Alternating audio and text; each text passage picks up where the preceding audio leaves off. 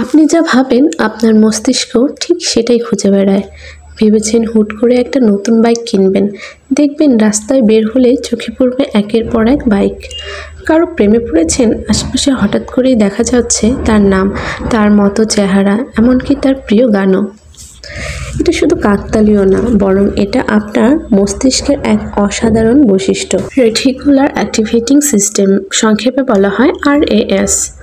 RAS হলো মস্তিষ্কের এক ধরনের ফিল্টারিং সিস্টেম, যা আপনার আগ্রহ, মনোযোগ ও চিন্তার সাথে মিল রেখে প্রয়োজনীয় তথ্য খুঁজে এনে দেয়। আপনি যেদিকে মনোযোগ দিবেন, মস্তিষ্ক সেই দিকে ফোকাস করতে শুরু করে।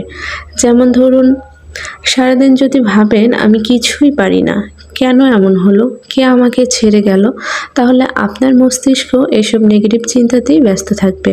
আর আপনি যদি ভাবেন আগামীকাল কি নতুন কিছু শিখব, পরীক্ষায় কীভাবে নিজেকে প্রমাণ করব, কি স্কিল শিখলে আমার ক্যারিয়ার বদলে যাবে, তাহলে দেখবেন মস্তিষ্ক ঠিক নিজ থেকেই নতুন নতুন আইডিয়া খুঁজে আনছে আপনার জন্য। মস্তিষ্ক একটানা যা পায় সেটাকেই চাষ করে। আপনি যদি চিন্তার বীজ হিসেবে সম্ভাবনা, ইতিবাচকতা, উন্নয়ন এসব বপন করেন, সেই অনুযায়ী ফল পাবেন। একটা ছোট্ট উদাহরণ দেই, প্রাক্তনের কথা ভাবলেই মন খারাপ হবে, আর নতুন জীবনের কথা ভাবলেই নিজেকে গড়তে ইচ্ছা হবে। তাই আপনার মস্তিষ্ককে সঠিক খাবার দিন।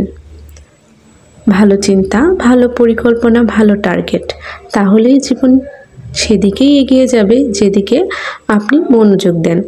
চিন্তা বদলান, জীবন বদলে যাবে।